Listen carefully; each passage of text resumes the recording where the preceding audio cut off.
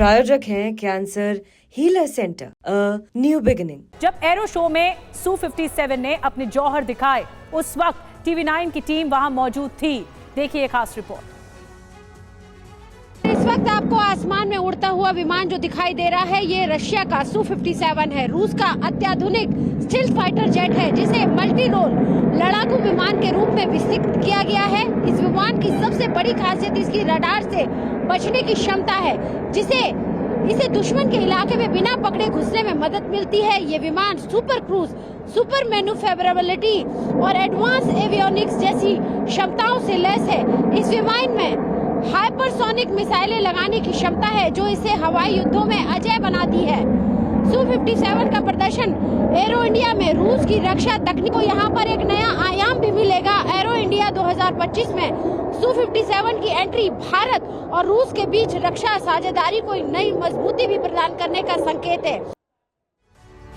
और बड़ी बात यह है कि क्या भारत रूस के Su-57 को अपनी शॉपिंग लिस्ट में जगह देगा या फिर अमेरिका के F-35 को खरीदने पर कोई फाइनल फैसला लेगा।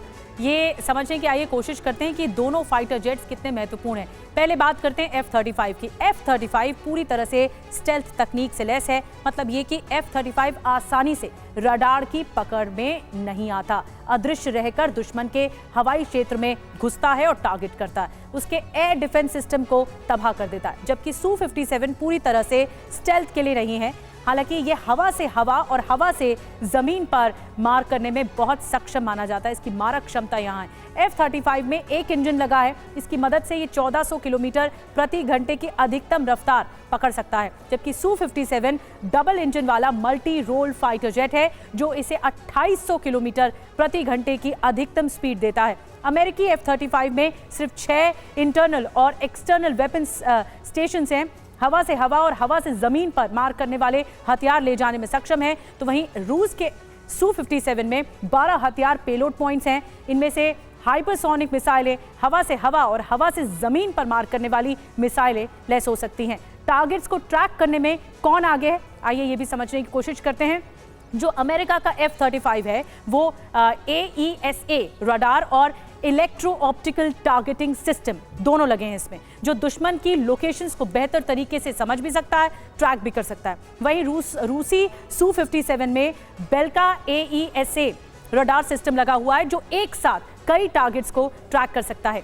एक रूसी Su-57 की जो कीमत है 306 करोड़ रुपए से लेकर 437 करोड़ तक जाती है, और ये सिर्फ रूस में, वो भी सीमित जगह पर ऑपरेशनल ही है। जबकि एक अमेरिकी F-35 फाइटर जेट की कीमत 700 करोड़ रुपए से लेकर 962 करोड़ रुपए तक जा सकती है, और F-35 इस समय कई देशों में ऑपरेशनल भी है। तो TV9 संवाददाता लगातार हमें दिखा रही है वहां से ताकत। अंजू निर्वाण ने नेवी चीफ दिनेश कुमार त्रिपाठी से बातचीत की है। उन्होंने क्या कुछ कहा है, कैसे शौर्य दिखाया है भारत का, आपको सुनवाते हैं।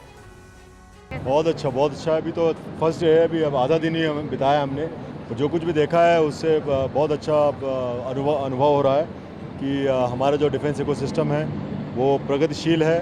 चाहे वो डिफेंस PSUs हों, चाहे वो हमारे MSMEs हो, स्टार्टअप्स हों, सभी लोग मिलकर एक साथ काम कर रहे हैं। वो मैं ऐसा भाव देख रहा हूँ, तो वो बहुत खुशी की बात है।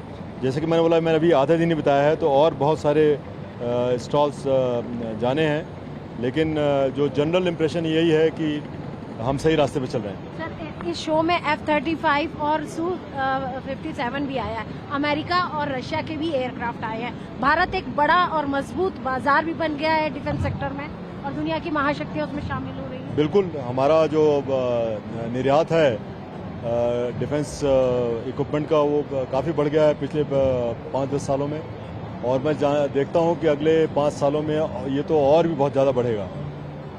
इंडिविजुअल केसेस मैं भी नहीं बता सकता हूं, बिकॉज वो बहुत सारे हैं, लेकिन जैसा मैंने आपको बताया कि अगले 5 सालों में काफ़ी प्रगति होने वाली है, और नीश टेक्नोलॉजीज़ में प्रगति होने वाली है, और बहुत सारे